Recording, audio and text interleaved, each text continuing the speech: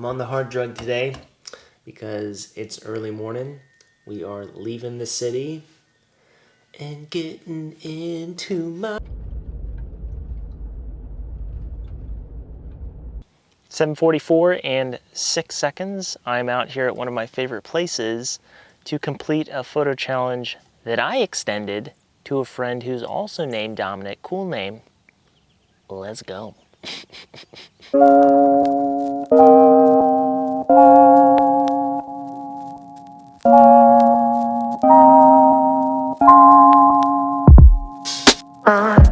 Isn't it strange how there's some innate kinship with people who have the same name? You know what I'm talking about. Dominic and I throttled into that. We do this thing semi-annually. We called it Dominic's Night Out. And we would wine, and we would dine. I'm still hungover from those nights. No regrets. It's my recommendation to you. Get a friend with the same name. It's the best.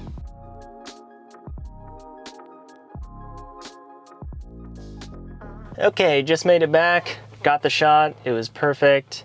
I cried. Everyone I've shown it to has cried. I'm gonna submit it to Nat Geo, MoMA, National Enquirer. Anyway, back to this watch. I can't get over it. It's so good. I initially bought this watch for a motorcycle trip in southern Mexico. I needed something that was tough, that flew under the radar, but was special. And this is special. And I've always been a sucker for G-Shock squares. They hold some nostalgia for me because my dad always wore a G-Shock square when I was growing up. But beyond that, I just think they are genuinely a brilliant design. Quintessential 80s, 90s vibes. Timeless. So you have the DW5600. That is the one you can find on Amazon for 40 bucks.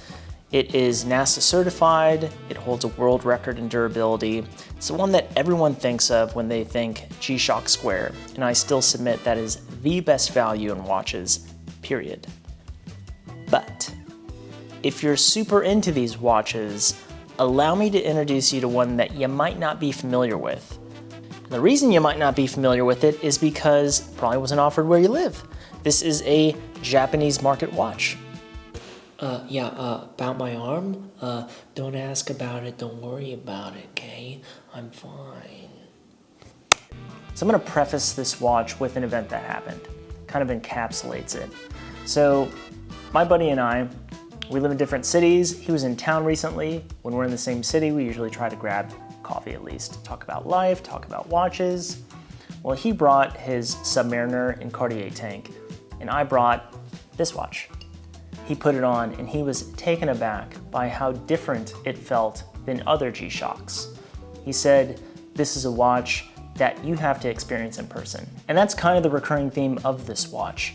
This is a special watch, but it's kind of impossible to know that until it's on your wrist. Okay, so let's get into why this watch is so special. I'm just going to bullet point my favorite features on the new updated and upgraded module of this watch. The module is basically the brain, the movement of this watch. Let's go. Okay, so number one, crisper display. It has less ghosting of unused pixels on the LCD, which makes it incredibly legible. Two, tough solar. It has solar charging. Although batteries in G-Shocks are known for lasting sometimes over a decade, you effectively don't ever have to worry about changing a battery on this thing. And by the way, I love the look of the tough solar. It adds this cool depth to the watch, and when the angle hits just right, you see this purple hue of it. It's really nice. Three, multi-band. Quartz watches are already incredibly accurate, but this takes it to another level. Basically, every night it receives a signal from one of 6 locations worldwide. If you're in the US, it receives it from Fort Collins. And this keeps it accurate up to the millisecond. So basically, I have a self-sustaining watch. It keeps itself powered by the sun, which seems like a fairly reliable energy source, and then it automatically sets its time every day, keeping it remarkably accurate. Number 4, it has an auto light feature, so when you raise your arm in the dark, the light comes on, and you can adjust how long the light stays on. It's really convenient. This is basically monumental for G-Shock. On the topic of LED light, this is actually the one and only gripe I have with this watch. So the white light isn't as pleasant as, you know, the green blue glow of the other G-Shock lights. And I can get past that. It's the fact that this light creates a hot spot on the left side of the watch. And as a man of symmetry, this drives me crazy. And number 5, world time. So are you a world traveler? Because with the press of a button, I can see the time in Hong Kong, in Paris, in New York. Okay, so all of that I love, and all of that makes this watch special. It's kind of the creme de la creme of 90s tech.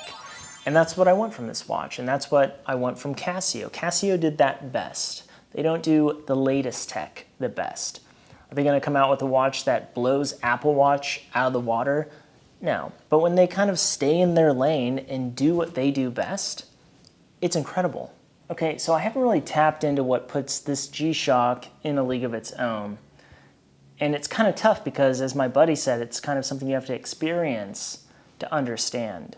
But let's try. Okay, so the DW5600 has a resin core and a screwed case back.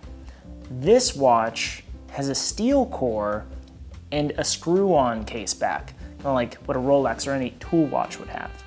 Now, to be clear, the G-Shock doesn't need any help getting more durable. It already holds the world record in durability with the resin core, so that's not the point.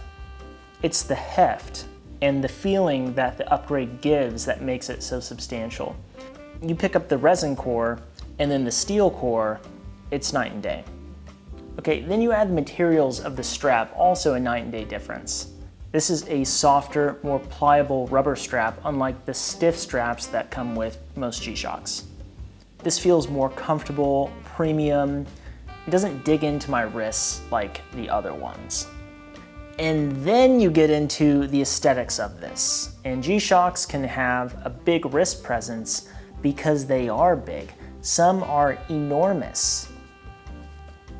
This one isn't. This one can fit on pretty much any wrist. And with the GW5000U, what I love so much about it is that it's basically the primo G-Shock Square. And at the same time, it is the most understated G-Shock you can buy. The only color on it is a tiny red trapezoid that you can hardly make out. It's almost like the watch is trying to go unnoticed, like it is so confident, so self-assured that it would rather not be known. And that's probably where the owners of this watch are generally going to fall as well, because no one is going to know that this G-Shock is special. No one is going to know that it's different or that it's 5 to 10 times more expensive than the DW5600. Only you'll know. And if you're cool with that, and you are genuinely a fan of these, I really recommend it. It's as good as it gets. Thank you guys for watching. You know I appreciate it. And I will see you guys on the next one. Bye.